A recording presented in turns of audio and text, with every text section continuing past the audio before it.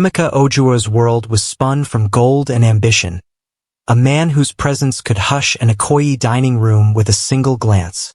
At 47, he commanded respect across Lagos. His name linked to high-rise towers, luxury hotels, and silent rumors of ruthlessness. On a luminous night in June, inside the grand ballroom of the Eco-Atlantic Hotel, Emeka's loneliness met its match. Amid the swirling crowd of politicians and magnates was Chioma Nwosu, radiant in a scarlet velvet dress. Her reputation preceded her, an enigmatic beauty with a sharp wit and a love for the finer things. Their introduction seemed accidental, but Chioma's eyes carried intention. A brief glimpse at Emeka's platinum wristwatch, a poised smile as she asked about his latest development. Emeka, never one to be flustered, found himself drawn in by Chioma's confidence and the way she made the room feel more alive. Their flirtation, fanned by mutual admiration and subtle bravado, quickly turned into whispered promises and exchanged phone numbers.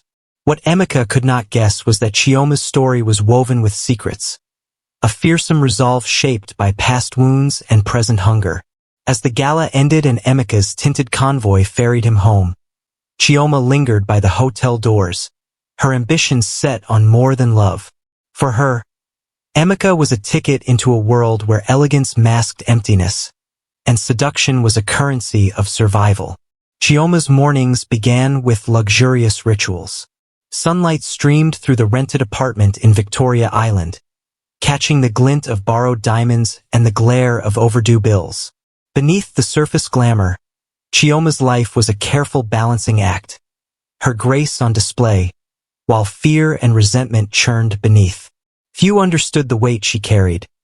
2 years earlier, a routine check at a private clinic had shattered her sense of invincibility with a diagnosis that echoed in her mind: HIV positive. She told no one but her younger sister, Adaora, and a lover from her past who vanished soon after. Chioma became practiced at masking sadness with laughter, turning heartbreak into motivation.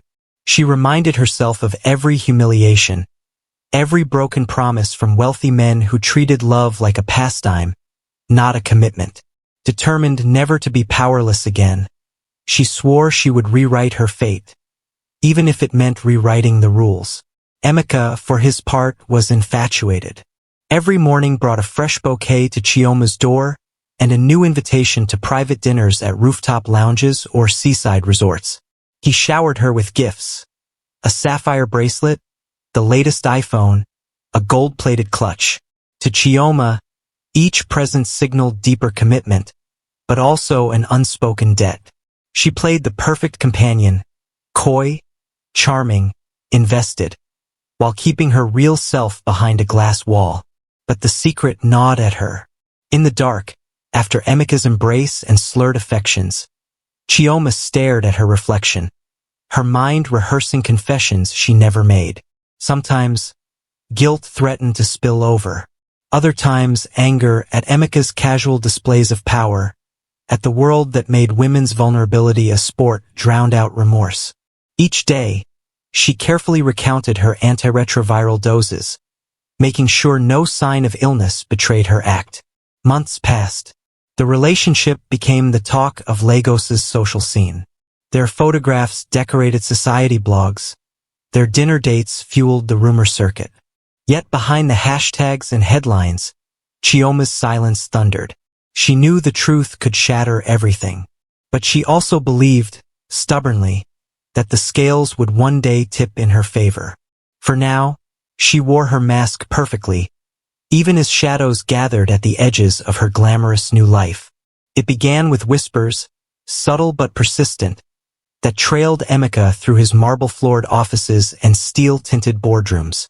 In the early days, Emeka dismissed his unease as fatigue from long nights and the intoxicating thrill of Chioma's company. But as weeks gave way to months, worry embedded itself into routine.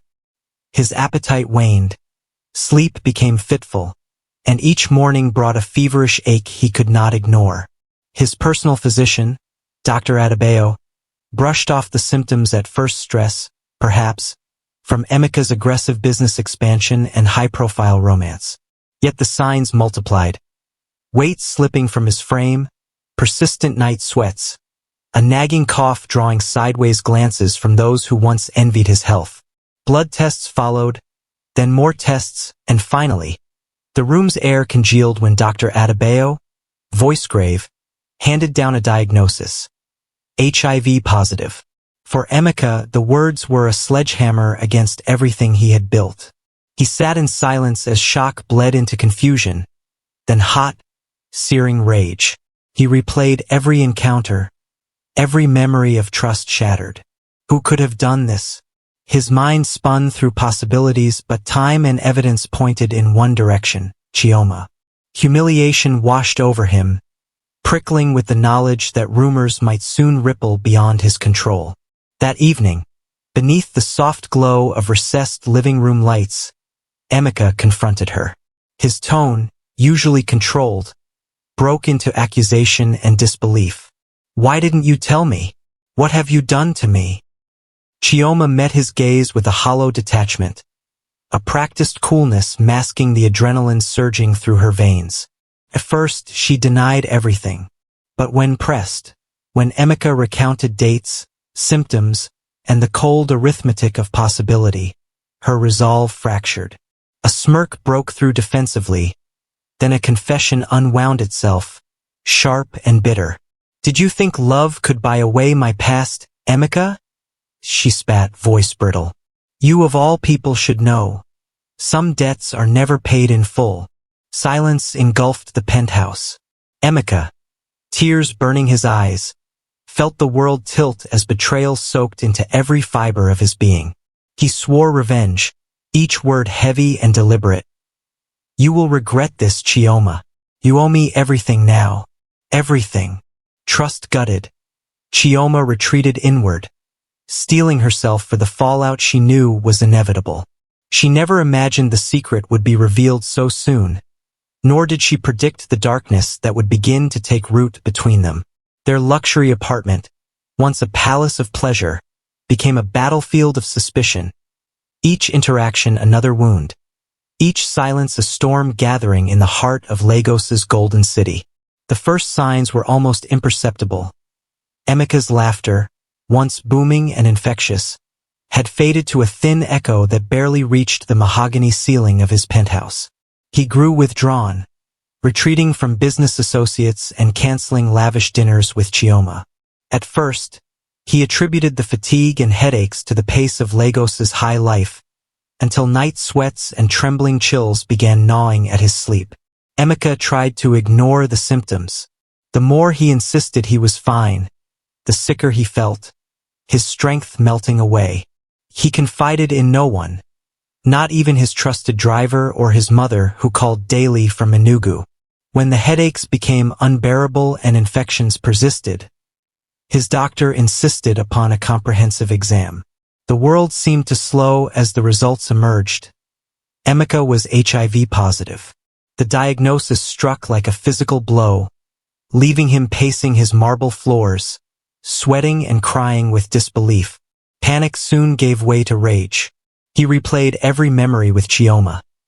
The sudden attraction, the shared glasses of wine, the seduction that seemed too intense, too perfect. On a stormy Saturday, Emeka confronted Chioma in the apartment. Rain lashed against the tall windows as his accusations tumbled out in a torrent. Chioma, calm but cold, listened. At first, she denied everything. But when Emeka threw the test results on the glass table, her composure cracked. Instead of apologies or tears, she delivered a confession laced with venom, admitting her secret and hurling old resentments in his face.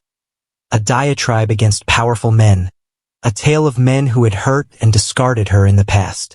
"You took what you wanted, Emeka," Chioma spat. "Now you live with it, just like I do." The penthouse crackled with tension, both staring at each other. Two lives tangled by deception and devastation. Outside, lightning split the sky, reflecting the fracture that had just erupted inside. From that night, they became not lovers but adversaries, trapped by overlapping hurts and an infection destined to change both of their lives forever. Chioma's life, tangled already in deceit and danger, grew more complex with the arrival of Tund Bakare. A struggling musician from Ajagunal, Tund was everything Emeka was not: youthful, unpredictable, and tempestuous. Their relationship formed in the shadows away from the prying eyes of Lagos's elite, where Chioma could shed the facade of the socialite and reveal her rawer, more vulnerable self. Tund knew about Chioma's HIV status before their affair deepened. Unlike Emeka, who was blindsided, Tund accepted it with a reckless sort of love that flirted with self-destruction. He saw Chioma not as a victim but as a survivor, and in her vulnerability, he found a fierce loyalty. Yet beneath his charm was a simmering anger. Frustrated by his own stalled dreams and envious of the wealth Chioma now tasted through Emeka's generosity. Chioma's motives in embracing Tund were strategic as much as emotional. To her, Tund represented leverage, a way to pressure Emeka and savor a taste of freedom from his tightening grip. Tund pushed her to demand more from Emeka, whispering plans of lavish vacations, private jets, and bank accounts swollen with shared investments. The trio's fragile equilibrium began to warp under the weight of jealousy and mistrust. Emeka, already wounded by Chioma's deception, lived in turmoil after a friend tipped him off about Tund's presence in Chioma's life. His fury transformed into obsession. Driven by betrayal and the looming shadow of his illness, he hired a private investigator to track Tund, gathering proof of the secret meetings and whispered calls. Each discovery stoked the fire of Emeka's vengeance until it became a consuming compulsion. The triangle was more than a love story unraveled. It was a volatile powder keg of pride, regret, and rage. Neighbors reported heated arguments outside Chioma's new apartment, late-night confrontations with shouting that shattered the quiet. Far from the polished world of gala dinners and corporate successes, the underbelly of their relationship wore raw and dangerous, marking the beginning of a path no one would escape unscathed. The simmering tension between Emeka and Tund finally exploded on a humid August night, thick with anticipation and dread. Emeka, driven by a cold fury and a desire to reclaim control, lured Tund to a property he owned on the outskirts of Lekki. The invitation, disguised as a lucrative business proposition, promised to settle scores and secure futures. But in truth, it was a trap woven with careful calculation. Tund arrived, unaware of the storm awaiting him. The dimly lit warehouse was far from the glamour of Lagos's social scene, its empty concrete walls echoing with silent threats. Confrontation was inevitable. Voices rose sharply, accusations flung like weapons, while the heat of the night tangled with the heat of their anger. Witnesses, neighbors who later told fragmented tales, spoke of heated exchanges and the sharp crack of gunfire cutting through the stillness. When the dust settled, Tund lay dead, his body hastily buried in an unfinished trench beside the warehouse, hidden beneath cold earth and secrecy. Emeka returned to his penthouse, the weight of his actions sinking in only as the adrenaline faded. The murder marked a turning point, not just in their tangled lives, but for the city that followed their story with a mix of horror and fascination. Emeka believed silencing Tund would end the chaos, but it only unleashed a deeper darkness. Chioma's disappearance shortly afterward cast a fresh shadow, leaving rumors and questions swirling in the humid Lagos air. For all his wealth and influence, Emeka was now crossing a line from which there was no return. A line that would lead him into the depths of despair, rage, and ultimately, justice. 2 weeks after Tund's death, Chioma vanished from the glittering circles she once navigated with ease. Friends whispered of her sudden departure, spun tales of flight from Emeka's wrath or an escape to foreign lands. But the truth remained buried in silence, hidden beneath layers of deception and terror. Emeka's mind raced with suspicion and paranoia, desperate to close the story before it unraveled beyond his control. He invited Chioma to a private dinner at his estate, a final attempt to confront the woman who had shattered his life. The invitation was laden with promise and menace, an ultimatum wrapped in silk. On the night of the dinner, Chioma arrived dressed in emerald green, her diamond earrings sparkling faintly in the candlelight. Witnesses last saw them enter the grand entrance together, their faces tense with unspoken confrontations. Afterwards, neighbors reported hearing raised voices, screams that pierced the night, and then, an eerie silence that settled over the estate like a shroud. Days later, police uncovered the grim proof. Chioma's body, hidden within a discarded water tank sealed in the backyard. The discovery sent shockwaves through Lagos's elite and media, sparking outrage and fear. The betrayal that had begun as secrets and lies had ended in brutal finality. Emeka's empire, once untouchable, now trembled on the brink of collapse. The glittering facade had cracked, revealing the raw, dark core of violence and despair beneath. In the aftermath, questions lingered. How love could turn to lethal grief, how wealth could not shield against destruction, and how the city's brightest lights could be extinguished in a single, tragic night. The double murder shattered the veneer of Lagos's affluent society and ignited a fierce police investigation. Authorities moved swiftly, determined to bring clarity to a case that gripped the nation. Emeka Ojua, once untouchable, became the center of a storm that threatened to consume everything. Investigators meticulously pieced together evidence from multiple sources. Surveillance footage captured Emeka's late-night movements, while phone records revealed clandestine calls to dubious contacts. GPS tracking on his luxury car placed him near both crime scenes, the warehouse where Tund vanished and the estate concealing Chioma's final resting place. Forensic teams uncovered traces of soil on Emeka's shoes matching the burial site and DNA evidence linking him directly to both victims. The trial that followed was a media frenzy. Journalists camped outside the Lagos High Court, their breath visible in the air as they documented each bombshell revelation. Prosecutors depicted Emeka as a calculating man whose rage spiraled into cold-blooded murder, driven by jealousy and betrayal. Defense lawyers painted a picture of a man broken by heartbreak, suggesting he acted in self-defense and emotional distress. Survivors and witnesses testified.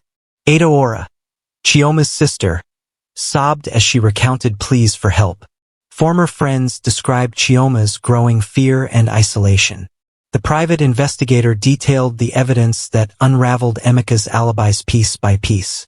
Despite attempts to sway the jury, the weight of the evidence held firm. After days of deliberation, the verdict was unanimous. Guilty on all counts. Emeka Ojua was sentenced to life imprisonment without parole, his legacy forever stained by blood and betrayal. The case left an indelible mark on Nigerian society, a grim reminder that wealth and power offered no immunity from justice when darkness took hold. Emeka's fall was not just a personal tragedy. It was a story etched into the city's memory, a cautionary tale whispered in the corridors of power and the quiet corners of Lagos's streets. The embers of the scandal smoldered long after the courtroom emptied and headlines faded. Chioma's name became a symbol. Some whispered she was a calculating gold digger whose actions were cold and calculated, while others saw her as a woman trapped by circumstance, fighting for survival in a dangerous game of love and power. Emeka's imprisonment was a stark fall from grace for a man who once ruled Lagos's elite with an iron fist. The story permeated through the city like a shadow, cautioning those who believed fortune could shield them from the consequences of their choices. Social circles grew wary, glancing sideways at charms and smiles once trusted implicitly. The tale was dissected on radio shows, debated in cafes, and retold at family gatherings. A modern urban myth woven with blood and betrayal. Behind Kirikiri prison's iron bars, Emeka Ojua was left to confront his demons. His mind, once sharp with ambition, now wrestled with memories. The emerald dress, the whispered laughter, and the cold finality of a love that ended in violence. Regret seeped into every waking moment, a quiet companion to the endless loneliness. As the city marched onward under the relentless sun, the story of the Nigerian gold digger and her tragic lover remained, a painful testament to the fragility of trust and the darkness that can lurk beneath even the most dazzling lives. Emeka and Chioma's tale was sealed in Lagos's history, a bitter reminder that love and betrayal often walk hand in hand, leading sometimes to redemption but too often to ruin.